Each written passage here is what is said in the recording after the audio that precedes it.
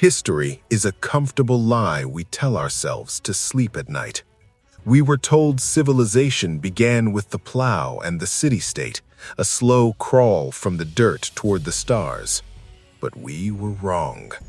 12,000 years ago, before the invention of the wheel, the pot, or even bread, a ghost civilization carved mountains into precision-engineered monuments. They didn't just wake up. They emerged with a mastery we cannot explain.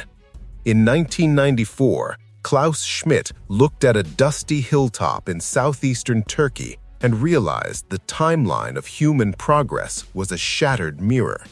What he found wasn't a village, but a cathedral of stone. Conventional archaeology insists that hunter-gatherers were simple nomads wandering in search of calories. Yet at Göbekli Tepe, these primitives moved 50-ton megaliths with the grace of modern engineers. Where did the blueprint come from? The paradox is simple. You cannot build a skyscraper before you know how to build a hut. Yet Göbekli Tepe appears in the fossil record like a thunderclap, with no evolutionary predecessor in sight. To understand the scale, imagine finding a MacBook Pro buried inside a pharaoh's tomb. The site is 7,000 years older than Stonehenge and 6,000 years older than the Great Pyramids of Giza. It's a chronological impossibility. This isn't just about old rocks. It's about a radical shift in the human psyche.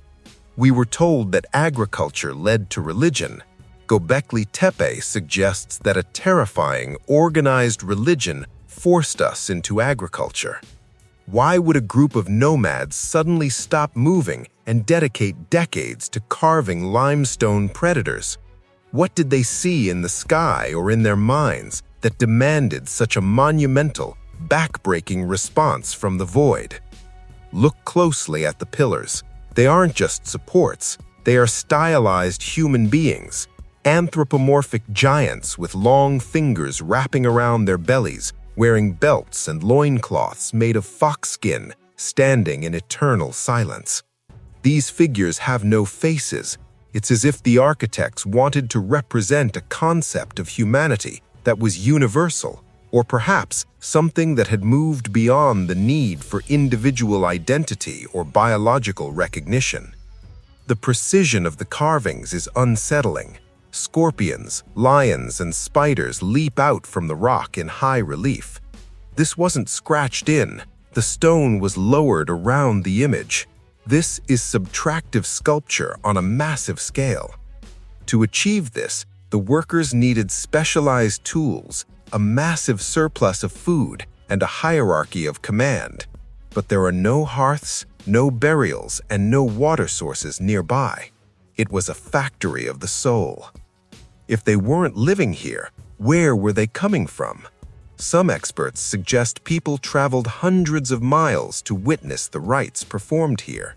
This was the first cathedral on a hill, a beacon for the Neolithic. Stop. Forget everything you know about cavemen. The people who built this were masters of geometry.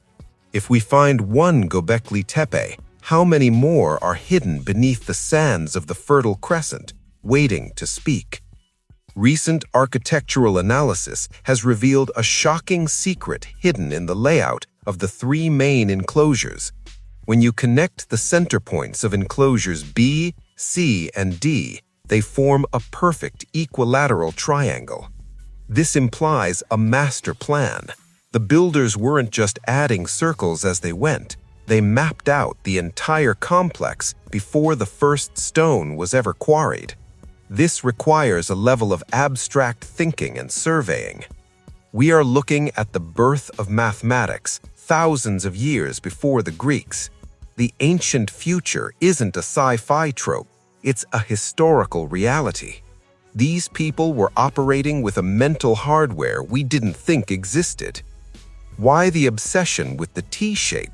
Some theorists believe it represents the gate of the heavens, a threshold between the physical world and the void, a place where the hunter met the gods of the stars. We are peeling back the layers of a forgotten epoch. If you want to join us as we dive deeper into the anomalies that challenge our reality, hit the subscribe button and turn on the notification bell. Let's continue. Perhaps the strangest thing about Göbekli Tepe isn't how it was built, but how it ended. Around 8000 BCE, the site was intentionally and systematically buried, not by a natural disaster, but by human hands. They didn't just abandon it, they entombed it. It was a time capsule. Why hide your greatest achievement? Were they protecting it from an impending cataclysm, or were they trying to imprison something within the stone? By burying the site, they preserved it perfectly for 10,000 years. If they had left it exposed, the limestone would have weathered away into nothing. It's as if they knew we would eventually find it. This act of backfilling required almost as much labor as the construction itself. It was a ritualistic suicide of a culture. They walked away from their gods and descended into the long, dark night of prehistory. Some researchers, like Graham Hancock, suggest the site is a memorial to a global disaster.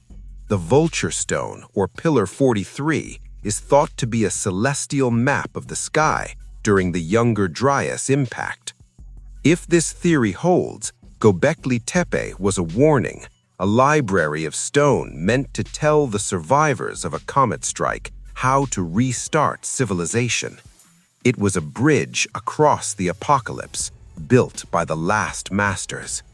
This explains the sudden jump-start of agriculture nearby. The Karaca Dağ Mountains, the site of the world's first domesticated wheat, are just a few miles away. The survivors were teaching us how to survive. As we excavate more sites like Karahan Tepe and Cyberk, the mystery only deepens. We are finding a network of these temples of the dead across the Harran Plains. It was an entire lost world. We are the children of an amnesic race. We look at these stones and see primitives, but perhaps we should be looking at them as our superiors, people who understood the cycles of time better than we do. The Göbekli Tepe Paradox remains. We woke up 6,000 years earlier than we thought, but the real question isn't how they built it. The real question is, what did they know that we have forgotten? As the dust settles on the hills of Anatolia, the stones remain silent. They are the sentinels of a lost era, watching us, waiting for us to finally decode the message they died to protect. The paradox is our inheritance. It is the proof that our history is not a straight line, but a series of peaks and valleys.